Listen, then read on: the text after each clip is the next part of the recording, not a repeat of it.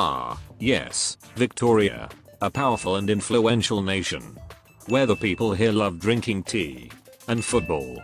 Shot! No! With its flourishing economy and advanced steam-based technology, the nation focused on might and expansion to cement its position as a hegemonic nation of terror. Though this country that is mostly inhabited by feline, always suffer from a conflict. Long time ago, Victoria was ruled by the Dracos and ended up in conflict with the Aslans that moved to Victoria from present-day Sargon. After both sides exhausted from war, the two houses agreed to share power. And with both the Aslans and Draco rule, Victoria enjoyed a golden age. But even with peace and prosperity, the Aslans and Dracos still have a hidden tension. Many years later, the Dracos mysteriously disappear, and the previous Aslan king was executed for unknown reason. With the remaining Aslan royalty didn't want to claim the throne. This led to the vacant throne of Victoria ruler, and more royal feud. Amidst the political crisis, Teresis, a Regan of Casdell, resided in the palace in Londinium, Victoria capital, governing his Casdell from there until present days, and slowly working on his secret plan. The tension in Victoria is all-time high now, with spark of revolution movement everywhere.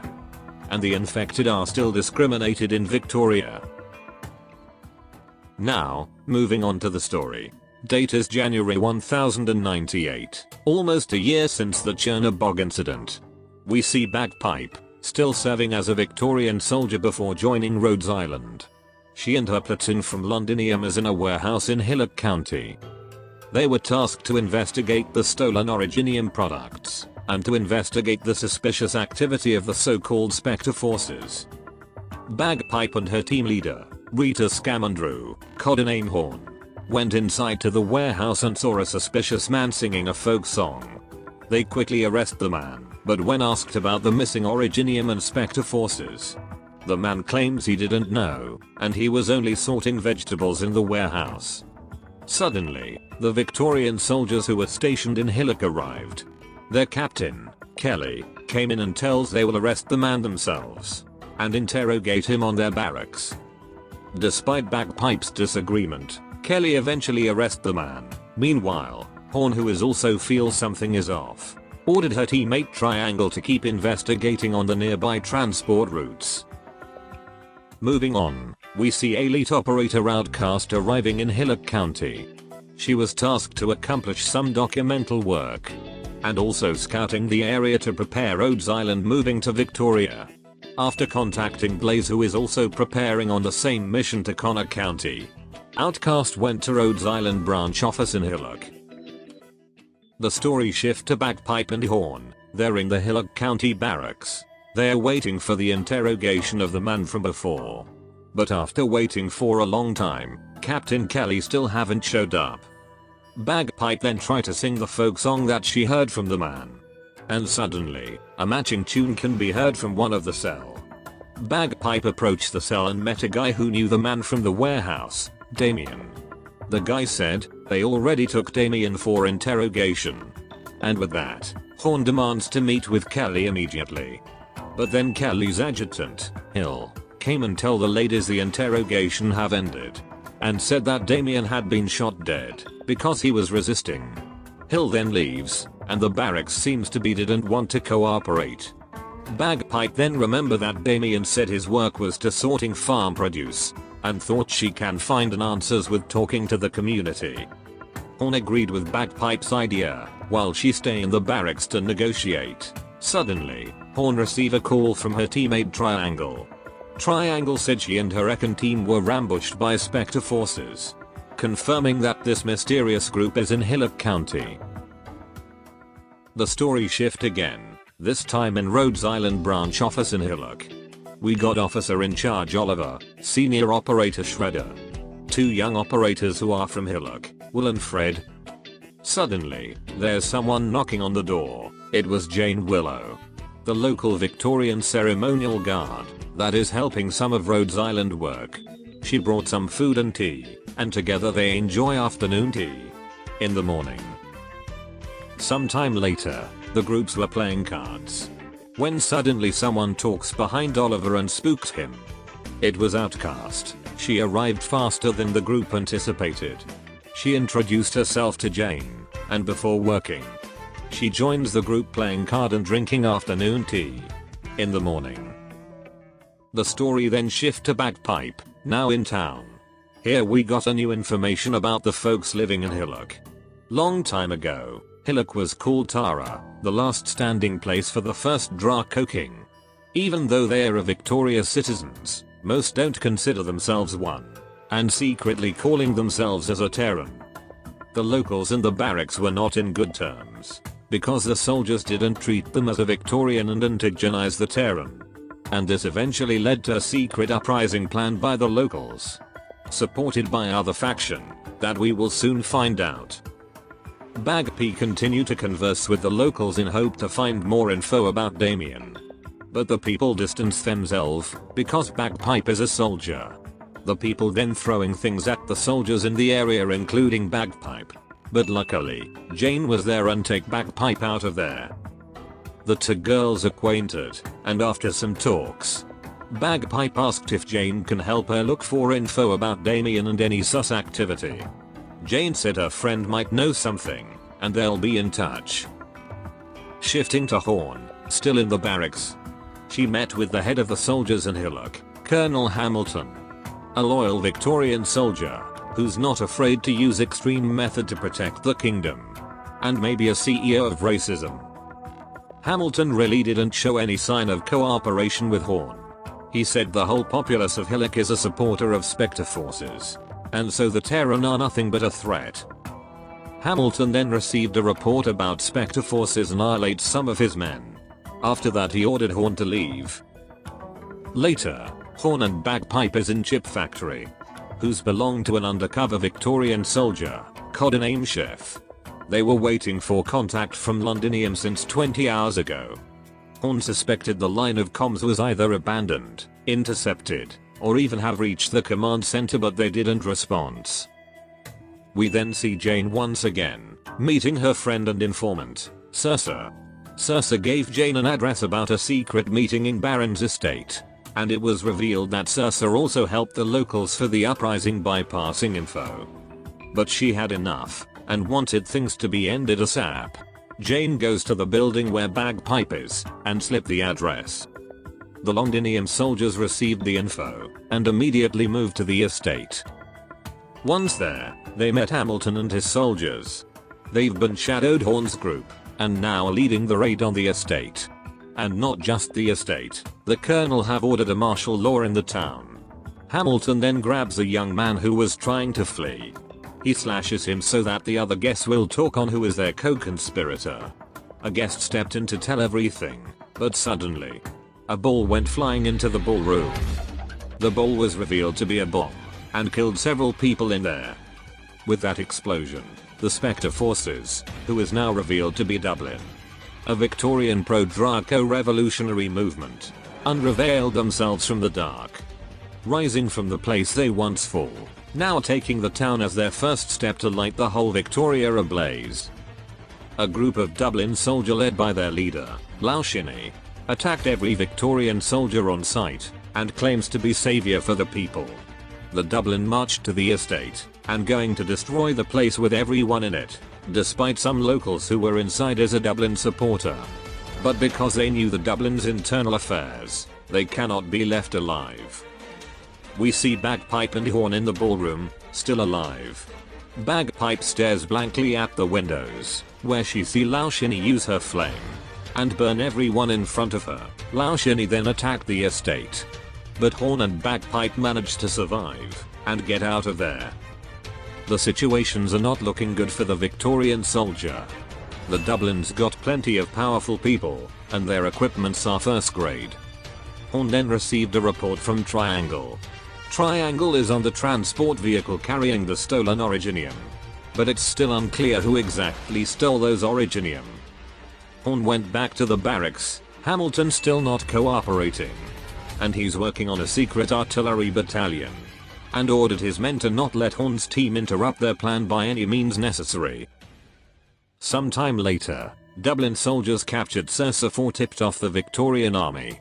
And Laushinni was about to sentence her a death penalty. But Saoirse talks about how the Dublin is not like what the people expect. The Dublin will only bring war and death. Laushinni hesitated, but Mandragora, one of the top member of Dublin, pushed Laushinni to execute her. After promising Saoirse a better life for Terran, and keep her family safe, Laushinni used her flame and burned Saoirse to death. Laushinni went silent for a moment, and said she'll need time to be alone in peace. On the other side, Mandragora and Harmony, a strategist in Dublin, had a conversation about Laushinni and her capability, and comparing her to her elder sister, the true leader of Dublin. And then Harmony said they'll need to take over the town before the leader arrives. We then see Jane, who is now collecting the ashes of Saoirse. Jane lost her spirits because of her death. But then Outcast reached out to her and brought her to Rhodes Island office. Outcast calmed the girl. And after that, Jane convinced to keep fighting for Victoria and the people who are in need. Meanwhile, more soldiers are retreating. Hillock is considered lost at this point, so Horn ordered Bagpipe to go to Chef and escort him out of town to deliver the message about this attack to the HQ. Horn then got a report from Triangle. Triangle and her team managed to find out who stole the Originium. It was Hamilton's soldiers. They're going to modify those Originium to a dirty bomb. Triangle's team were ambushed by Hamilton's men, and soon after, they all got killed. Horn proceeded to the barracks to confront Hamilton. And she found that Hamilton's already subdued the rest of her team. And eventually captured Horn. Shifting to the Rhodes Islander. They're preparing to evacuate to the other branch office. But first they'll need to help and send their spare medicine to the locals. And Outcast pulls out a revolver. Oliver asked why the chamber's not full. She said 5 bullets should be enough. Because she made a bet to never fire the 6th shot lightly. Or else there will be a great consequences. The medicine preparation is ready, but when they are about to leave, loud explosions are heard.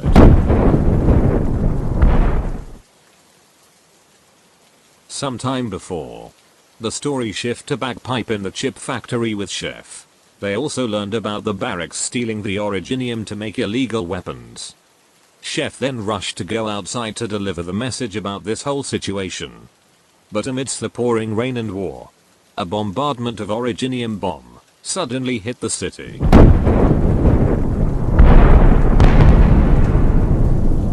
Countless shells come down with the rain, killing Chef, allied forces, and foes alike. The bombardment left overactive Originium crystals, making the situations much more dangerous. Bagpipe was looking for Chef, who turns out got crushed to death by the rubbles. And even after the bombing, Dublin's reinforcement keep pouring into the town. With no easy way out of town, taking back the Combe Center is the only way for help. On the other side, after confronting Hamilton, Horn and the rest of her team also moved to take back the communication center.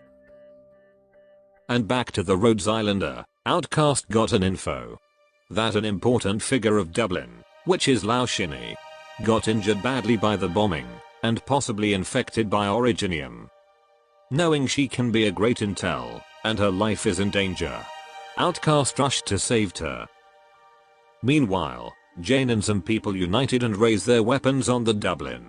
Because the people finally realized, the Dublin is not their savior, and just wanted chaos. We then see Outcast. She managed to rescue Laushinni, but she's still injured. It looks like Outcast knew about who Laushinni really is, and her sister. But all Outcast see is a relief in Laushinni, when she knew she was infected, and probably going to die sooner. And then because of her injury, the girl fall unconscious once again. To help the girl and get the intel from her, she needs to get her to Kelsey.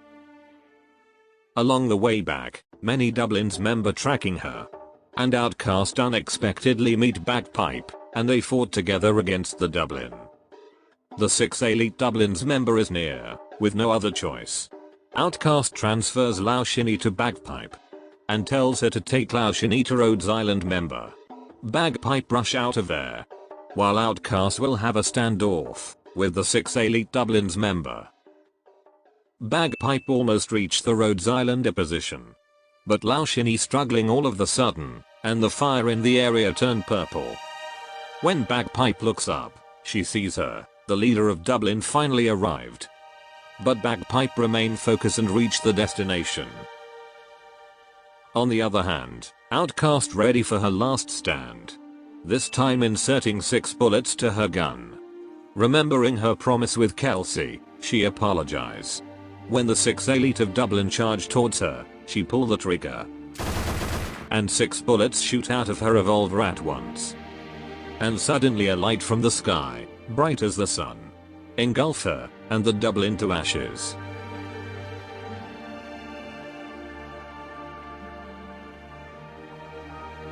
On the other side, Rhodes Islander, Jane and Bagpipe saw the light. Rhodes Island have lost another one of their family. The entire city has fallen. And the Dublin are attacking the army barracks. Hamilton refused to flee, he picked up his saber. And ready to confront the Dublin, and serve Victoria for the last time.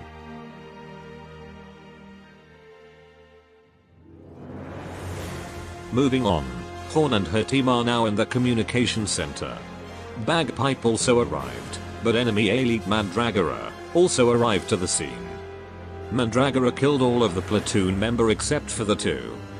The Victorian and the Dublin fight against each other.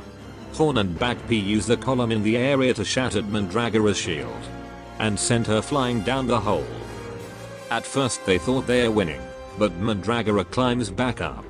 Enraged, she used all of the stones around to attack the soldiers. In the desperate time, Horn gave the last order to Bagpipe. She must use her spear projectile to blasting out through the air.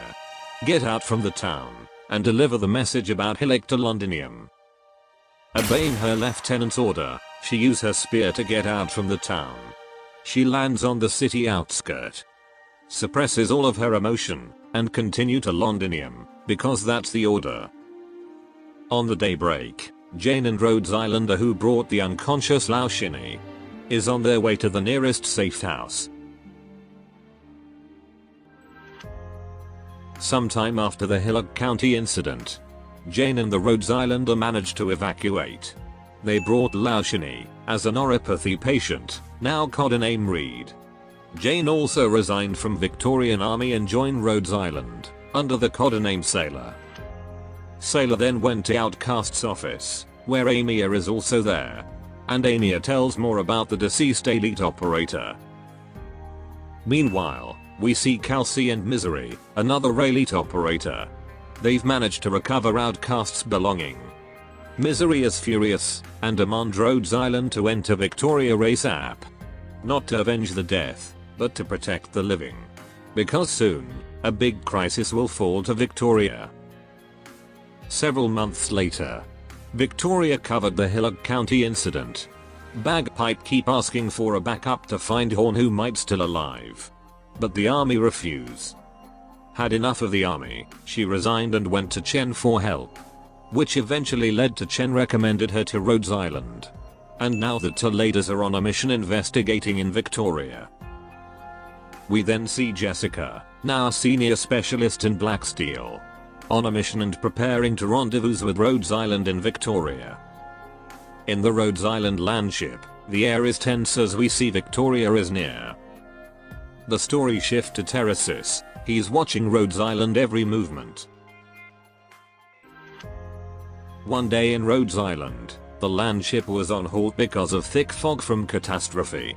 Closure received a mail from her friend in the hackers group, Jixtra. Jixtra says that he is now helping a certain infected group. And not long after, Rhodes Island have been breached. It was 9, and some former member of Reunion.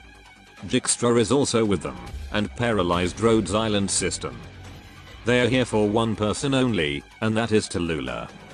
9 said that there are many infected in different country, wanted to be in touch with Reunion. She want to relit the fire of infected uprising, but first they will need Tallulah. Because she is the face of Reunion, and they demand an explanation from her.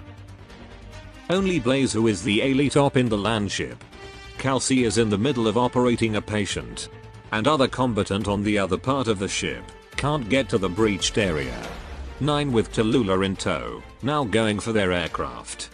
But our supreme leader Amia confront them. Amia managed to subdue most of the reunion, but 9 use her arts and tranquilizes Amia. When they are about to leave, monster raging into the place, taking down almost every reunion, but when it was going to attack 9, Tallulah use her flame and disorients it. Although Tallulah was hesitant, but now her answer is to go with 9. She use her flame again towards the monster and Amia. The doctor quickly get in front of Amia and shield her. But Tallulah made sure the flames didn't touch Doctor and Amia. After that, Tallulah and the reunion gets out of there with the aircraft. Now they're in Ursus Tundra, the very place where reunion first started. Tallulah is back with the infected and become a public face. But she isn't exactly their leader anymore. Now Tallulah and new reunion will rise again. This time aiming to go to Victoria and to free the infected from injustice once again. That's the end of episode 9. We'll see more about Victoria conflict in the next episode 10. That should be all. Adios.